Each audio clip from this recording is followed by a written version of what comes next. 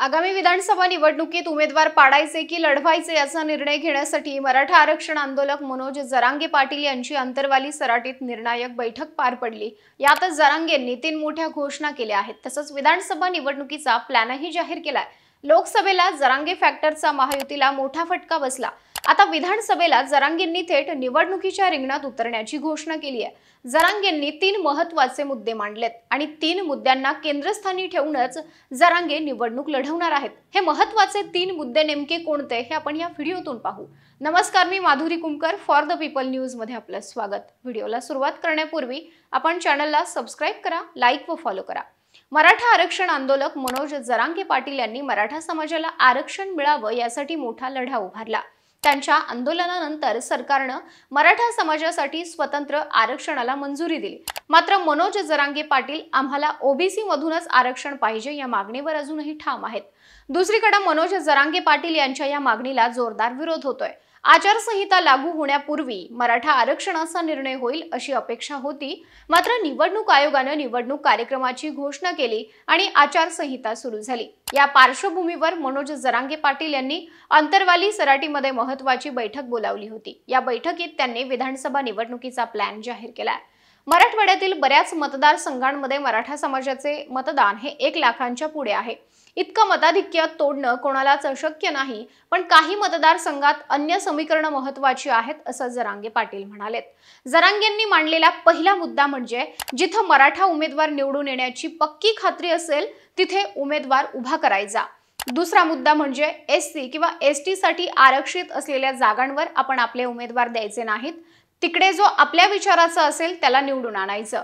तिसरा मुद्दा म्हणजे जिथे आपला उमेदवार निवडून येत नसेल तिथे जो उमेदवार आपल्याला 500 रुपयांच्या बॉन्डवर आपल्या मागण्यांशी सहमत असल्याचं लिहून देईल त्याला मतदान करायचं, नाहीतर पाडायचं। या 3 महत्त्वाच्या मुद्द्यांवर मनोज जरांगे पाटील हे विधानसभा निवडणुकीच्या रिंगणात उतरलेत।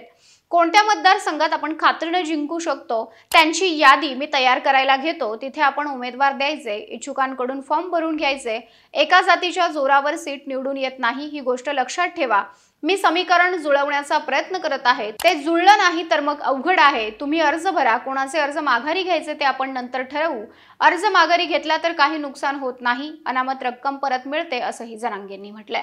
समीकरणांचा अभ्यास करून आपण अर्ज दाखल करू। कोणी अर्ज माघारी घ्यायचे असतील तर मी त्यांना सांगेन, त्या ठिकाणची परिस्थिती पाहून निर्णय घेऊ। एखाद्याने सांगूनही अर्ज मागे घेतला नाही तर त्याने त्या ठिकाणच्या एखाद्या दुसऱ्या उमेदवारासोबत साटलोट केल्याचं समजून घ्या, त्याच्या पाठीमागे उभे राहू नका असंही जरांगे पाटील यांनी सांगितलंय।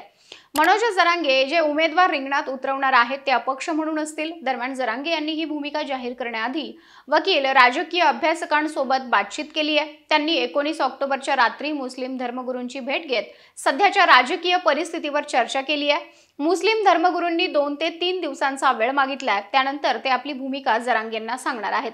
त्यामुळे जरांगे यांनी या विधानसभा निवडणुकीसाठी अनेक डावपेच आखले असल्याचं पाहायला मिळतंय।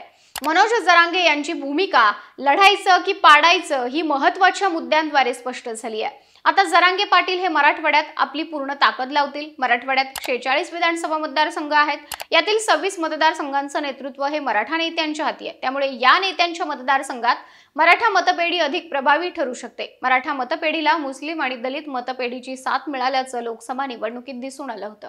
आता विधानसभा निवडणुकीलाही असं चित्र पुन्हा पाहायला मिळू शकतं। मनोज जरांगे पाटील यांनी जाहीर केलेल्या भूमिकेमागे एक प्रकारे विचारपूर्वक, निश्चितीने धोरण आखत एक टाकलेला राजकीय डाव आहे। लोकसभा निवडणुकीत काय चित्र निर्माण झालं हे आपण सर्वांनीच पाहिलंय। त्यामुळे विधानसभा निवडणूक आता फार रंगतदार ठरणार आहे। मनोज जरांगे पाटील कोणत्या निवडक मतदारसंघात उमेदवार उभे करणार, एकूण किती उमेदवार रिंगणात असतील आणि एकूणच याचा फटका महायुती की महाविकास आघाडीच्या उमेदवारांना बसणार हे पाहणं औत्सुक्याचं राहील। तुम्हाला मनोज जरांगे पाटील यांच्या या भूमिकेविषयी, त्यांनी मांडलेल्या महत्त्वाच्या 3 मुद्द्यांविषयी काय वाटतं? तुमचं मत कमेंट करून सांगा आणि अशाच महत्त्वपूर्ण व्हिडिओच्या अपडेट्स मिळवण्यासाठी फॉर द पीपलला YouTube व फेसबुकवर सबस्क्राइब, लाईक व फॉलो जरूर करा।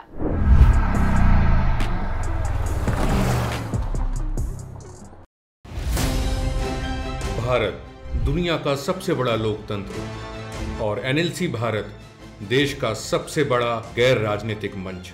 शक्तिशाली लोकतंत्र के लिए राहुल कराट का सार्थक कदम। मुंबई में हुआ ऐतिहासिक प्रथम राष्ट्रीय विधायक सम्मेलन।